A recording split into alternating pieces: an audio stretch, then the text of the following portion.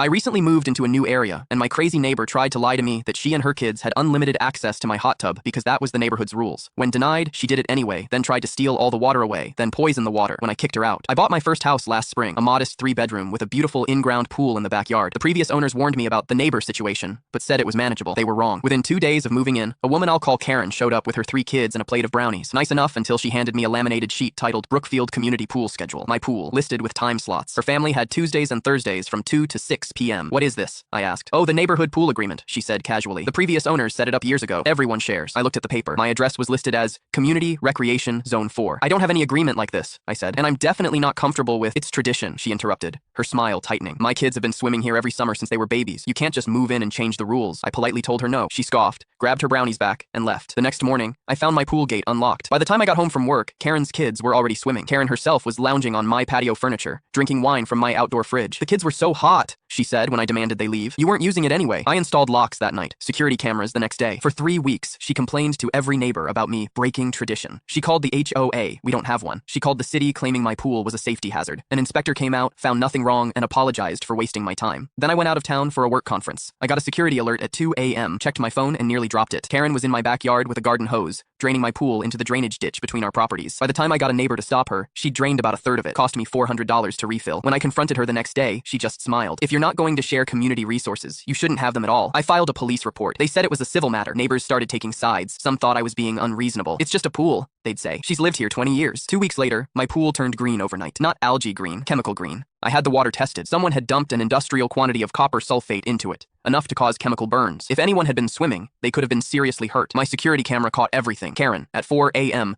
walking up to my fence with a 5-gallon bucket. The footage showed her pouring it through the slats. This time, the police took it seriously. When officers showed up at her door, she claimed she was treating the pool for mosquitoes as a neighborhood service. She showed them a receipt for the copper sulfate and argued she was actually helping me. The detective wasn't buying it. Her husband came to my door that night, apologizing profusely. He explained Karen had been going through some things and begged me to drop it. He even offered to pay for the pool cleaning. I told him it was too late for that. The court date was 3 months later. Karen showed up with a folder of evidence. Old photos of neighborhood kids swimming at my property years ago. Testimony from friends claiming the pool agreement was real. Even a forged letter supposedly from the previous owners. My lawyer dismantled everything in 20 minutes. The previous owners sent a notarized statement calling the agreement completely fabricated. The witnesses admitted they'd never actually seen any documents. One neighbor testified that Karen had tried the same scheme at her house when she first moved in, claiming the neighborhood had a shared garden agreement. Karen was convicted of trespassing, vandalism, and filing false police reports. She got 6 months probation, 200 hours of community service, and a restraining order. The best part came after court. Her oldest daughter, probably 17, approached me in the parking lot. I'm sorry about my mom, she said quietly. She does this everywhere we've lived. That's why we've moved 4 times. Last month, the for sale sign went up in Karen's yard. I threw a pool party to celebrate.